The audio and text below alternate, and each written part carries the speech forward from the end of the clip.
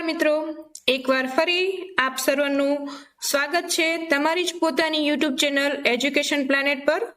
તો મિત્રો આજે આપણે જોઈશું ધોરણ 8ના અંગ્રેજીના પેપરનું સોલ્યુશન અને આવા જ પેપર સોલ્યુશન અને એજ્યુકેશનલ વિડીયોઝ જોવા માટે લાઈક અને સબસ્ક્રાઇબ કરવાનું ના ભૂલશો મિત્રો। તો ચલો આપણે જોઈએ પેપર સોલ્યુશન ધોરણ 8 અંગ્રેજી વિષય જે 19/4/2024 રોજ લેવાયું અને જેના કુલ ગુણ છે 80 અને દરેક ક્વેશ્ચન વાઇઝ માર્ક્સ અહીંયા આપેલ છે આપણને। તો જોઈએ આપણે પ્રશ્ન નંબર 1।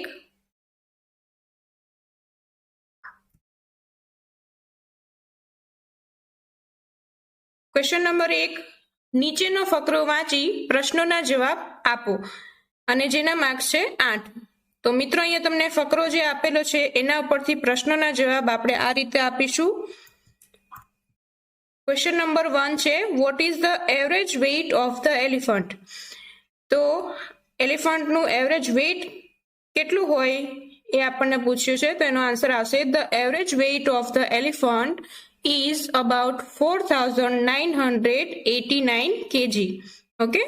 Second number જોઈએ, how many hours does an elephant spend for eating? Elephant કેટલા કલાક eating માટે કાઢે છે, તો એમાં આવશે answer an elephant spends 16 hours for eating. Next, third number જોઈએ, how much food does an elephant take in a day? એક દિવસમાં એલિફન્ટ કેટલું ફૂડ લઈ શકે, તો એનો આન્સર આવશે an elephant eats 224 kg food in a day.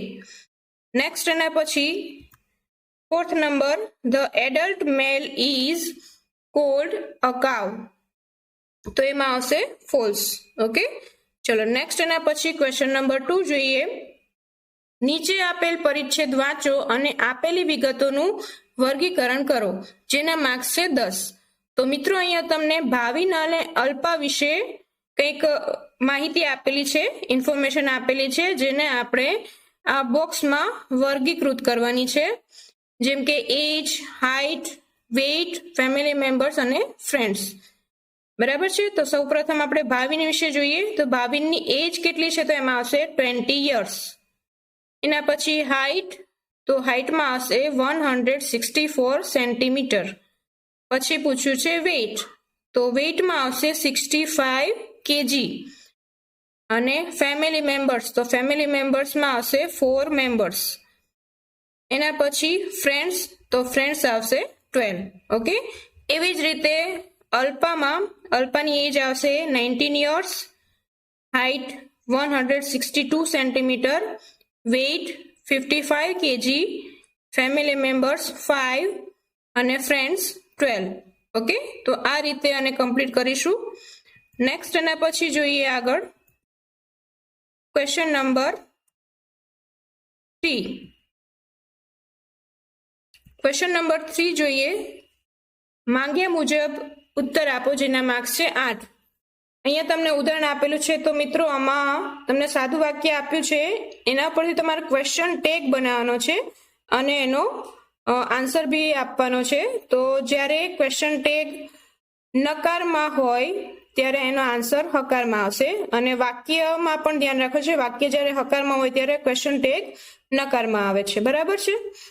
ચલો ફર્સ્ટ જોઈએ, એમાં at 1:45 Divya was not going to office. તો વાક્ય અહીંયા નકારમાં આપ્યું છે, તો આપણે હકારમાં ક્વેશ્ચન ટેગ લખીશું વોઝ શી, અને એનો આન્સર નકારમાં આવશે નો she wasn't.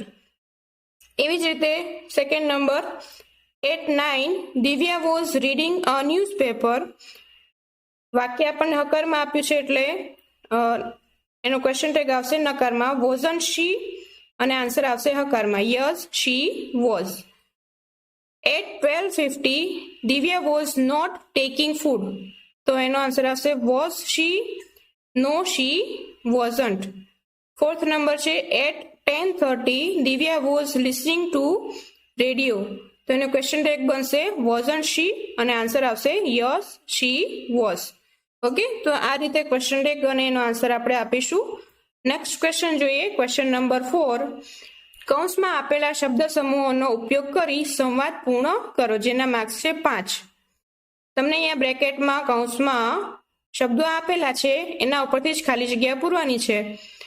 Tenali Raman and courtier says good morning, તો ખાલી જગ્યામાં આવશે your majesty. The king says ખાલી જગ્યા, તો એમાં આવશે good morning. Where are my ministers today? I will discuss the new road project with them. Courtier says, Your Majesty, a great sadhu is in our kingdom these days. ખાલી જગ્યા are at that sadhu's camp, તો એમાં આવશે the ministers. The king says, ખાલી જગ્યા, તો એમાં આવશે a sadhu. A great sadhu, who is this sadhu? I don't know anything about him. Do you know something, Raman? અહીંયા આવશે રામન. ઓકે, તો આ રીતે એની ખાલી જગ્યા પૂરીશું, આપણે કમ્પ્લીટ કરીશું. નેક્સ્ટ એના પછી જોઈએ ક્વેશ્ચન નંબર 5. તો મિત્રો અહીંયા વિદ્યાર્થી મિત્રો અહીંયા આપણે એન્ડ અને બટ વર્ડનો ઉપયોગ કરી ખાલી જગ્યા પૂરવાની છે. તો સૌ પ્રથમ તમને કહી દઉં કે જ્યારે પણ પહેલું વાક્ય હકારમાં અને બીજું વાક્ય નકારમાં હોય ત્યારે એને બટ વડે જોડી શકીએ આપણે, બરાબર છે. અને બંને વાક્ય જ્યારે હકારમાં હોય ત્યારે આપણે એને એન્ડ વડે જોડી શકાય, બરાબર છે. ચલો ફર્સ્ટ જોઈએ, John can perform on high swing, ખાલી જગ્યા he can not ride a horse, તો એમાં આવશે but. My dog can jump, ખાલી જગ્યા પ્લે, તો એમાં આવશે and. Rohan can walk on a rope, ખાલી જગ્યા he can not play tricks, એમાં આવશે બટ. સ્મિતા ઇઝ સ્માર્ટ, ખાલી જગ્યા ક્લેવર ગર્લ, તો એમાં આવશે એન્ડ. એન્ડનો અર્થ થાય છે અને બટનો અર્થ થાય છે પણ, બરાબર છે. રશ્મિતા કેન રાઇટ, ખાલી જગ્યા રીડ ઇંગ્લિશ, તો એમાં આવશે and. I can sing well, ખાલી જગ્યા I can not run fast, તો એમાં આવશે બટ, બરાબર છે. અહીંયા તમે જોઈ શકો છો કે પહેલું વાક્ય હકારમાં છે અને બીજું વાક્ય નકારમાં છે, તો એને બટ વડે જોડેલું છે. બંને 3 વાક્ય અહીંયા બટ વાળા છે, તમે જોઈ શકો છો, બરાબર છે. તો આવી રીતે તમે ખાલી જગ્યા પૂરી શકો છો. નેક્સ્ટ એના પછી ક્વેશ્ચન નંબર 6 જોઈએ, ખૂટતા અક્ષર મૂકી અર્થપૂર્ણ સ્પેલિંગ બનાવો, જેના માર્ક્સ છે 10. તો મિત્રો અહીંયા તમને સ્પેલિંગ આપ્યા છે અને ખૂટતા અક્ષરો પૂરવાના છે. પહેલો શબ્દ છે કિંગડમ, બીજો છે હેવન, ત્રીજો છે મેજેસ્ટી, ચોથો છે કર્ટિયર, પાંચમો છે પોલીસ, છઠ્ઠો છે કન્ટ્રી, સાતમો છે ટ્રી, આઠમામાં છે બિયર્ડ, નવમો છે સિક અને 10મામાં છે કમ, બરાબર. તો આ રીતે તમે ખૂટતા અક્ષરો પૂરી શકો. નેક્સ્ટ એના પછી જોઈએ ક્વેશ્ચન નંબર 7, બીકોઝ અને ધેરફોર નો ઉપયોગ કરી ખાલી જગ્યા પૂરો. તો બીકોઝ નો અર્થ થાય છે કારણ કે અને ધેરફોર એટલે કે તેથી. તો મિત્રો અહીંયા વાક્ય પૂરેપૂરું સમજી અને પછી ખાલી જગ્યા પૂરીશું આપણે. પહેલી ખાલી જગ્યા છે ફર્સ્ટ છે મનીષ વોન ધ રેસ, ખાલી જગ્યા હી રેન ફાસ્ટ. મનીષ રેસમાં જીત્યો કારણ કે તે ફાસ્ટ દોડ્યો, તો અહીંયા આવશે because. Satish is in the bed, ખાલી જગ્યા હી ઇઝ ઇલ. સતીશ બેડમાં છે કારણ કે તે બીમાર છે, બરાબર. તો અહીંયા આવશે because. It was Gita's birthday, ખાલી જગ્યા she arranged a party at her home. ગીતાનો બર્થડે છે તેથી તેણે પાર્ટી તેના ઘરે રાખી છે, તો એમાં આવશે therefore. Bhavini has not gone to school, ખાલી જગ્યા શી ઇઝ સિક. ભાવિની સ્કૂલે ગઈ નથી કારણ કે તે બીમાર છે, તેમાં આવશે બીકોઝ. ઇટ વોઝ રેઇનિંગ હેવીલી, ખાલી જગ્યા વી ટુક અમ્બ્રેલા વિથ અસ. ભારે વરસાદ હતો તેથી અમે અમારી સાથે અમ્બ્રેલા લઈ ગયા. તેથી એટલે એના માટે આવશે ધેરફોર. ઓકે, ચલો નેક્સ્ટ એના પછી જોઈએ ક્વેશ્ચન નંબર 8. નીચે આપેલા શબ્દોને શબ્દકોશના ક્રમાનુસાર ગોઠવો, જેના માર્ક્સ છે 5. તો મિત્રો અહીંયા તમને 5 શબ્દો આપેલા છે. જેને આપણે આલ્ફાબેટિકલ ઓર્ડરમાં એટલે કે શબ્દકોશના ક્રમાનુસાર ગોઠવવાના છે. તો સૌપ્રથમ આપણે શબ્દનો પહેલો લેટર જોઈશું, બરાબર છે, જેને એબીસીડી પ્રમાણે ગોઠવવાના છે. તો સૌથી પહેલા આવશે આંટી, એના પછી બી વાળા બે શબ્દો આપેલા છે, બે વર્ડ છે, તો એમાં બીજા નંબરનો અક્ષર એટલે કે બીજા નંબરનો લેટર જોઈશું. એ પણ સેમ છે, તો ત્રીજા નંબરનો લેટર જોઈશું, બરાબર છે. તો એવી રીતે અહીંયા આવશે સેકન્ડ નંબરમાં બુક અને થર્ડમાં આવશે બોય. એના પછી આર વાળા પણ બે શબ્દો આપેલા છે, તો એમાં ફર્સ્ટ ને સેકન્ડ નંબરના લેટર સેમ છે, તો આપણે થર્ડ નંબરનો લેટર જોઈશું, બરાબર છે. એમાં આવશે ફોર્થમાં રિબેલ અને ફિફ્થમાં આવશે રિમાર્ક, બરાબર છે. તો આ રીતે આલ્ફાબેટિકલ ઓર્ડર પ્રમાણે આપણે એને ગોઠવીશું. નેક્સ્ટ એના પછી જોઈએ ક્વેશ્ચન નંબર 9. આપેલ શબ્દ કે શબ્દ સમૂહનો ઉપયોગ કરી આપેલ વિષય પર નિબંધ લખો, જેના માર્ક્સ છે 10. ધ સાયન્સ ફેર વિશે એટલે કે વિજ્ઞાન મેળા વિશે તમને અહીંયા અમુક મુદ્દાઓ આપેલા છે, એ પ્રમાણે તમે નિબંધ લખી શકો અને અમુક તમે એમાં વાક્ય પણ ઉમેરી શકો, બરાબર છે. અહીંયા તમને સાયન્સ ફેર વિશે નિબંધ લખીને આપ્યો છે, એમાં તમે ફેરફાર કરી શકો છો, બરાબર છે. આ રીતે પણ લખી શકાય.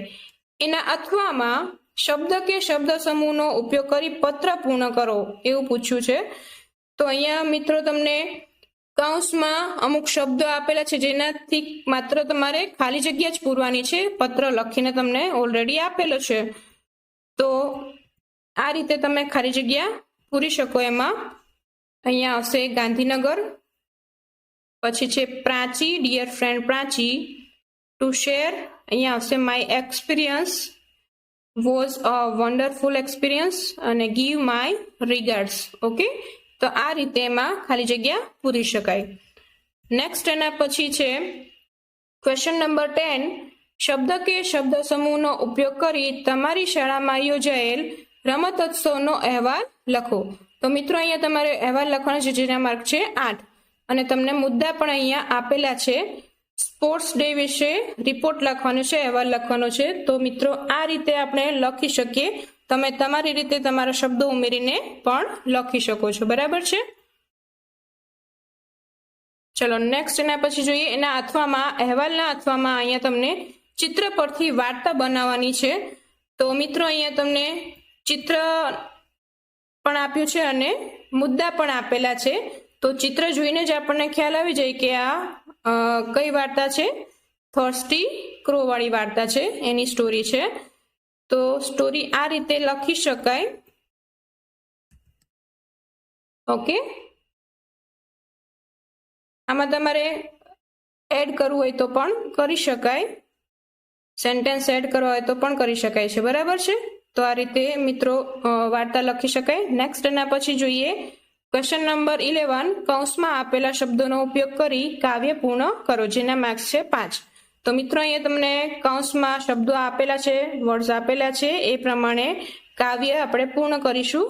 બ્લુ બ્લુ ખાલી જગ્યા ઇઝ બ્લુ, તો એમાં આવશે ધ સ્કાય.